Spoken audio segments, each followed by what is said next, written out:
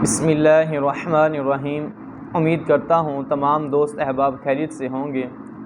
کچھ دنوں سے اکثر دوست یہ سوال کر رہے ہیں کہ ہمارے اوپر قرضہ بہت زیادہ ہے اور قرضہ اتارنے کا کوئی وظیفہ بتا دیں، اور ہمارے مالی حالات بھی ٹھیک نہیں جس کی وجہ سے ہم قرضہ اتار سکیں۔ ایک صحابی حضور کی خدمت میں آئے۔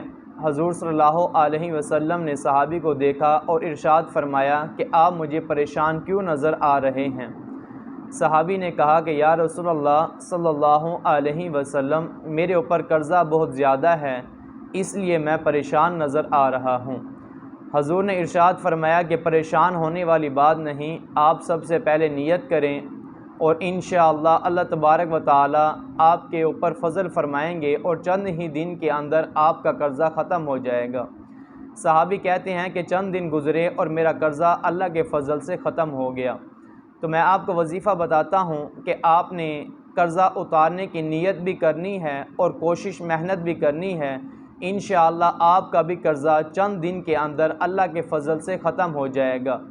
اگر آپ قرضہ اتارنے کی نیت نہیں کریں گے تو کبھی بھی آپ قرضہ نہیں اتار سکتے۔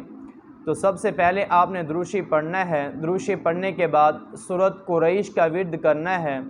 دن میں جس ٹائم آپ کو ٹائم ملے، آتے جاتے، چلتے پھرتے، اٹھتے بیٹھتے، ہر وقت اس کا ورد کرتے رہیں۔ انشاءاللہ چند ہی دن کے اندر آپ کا سارا قرضہ ختم ہو جائے گا۔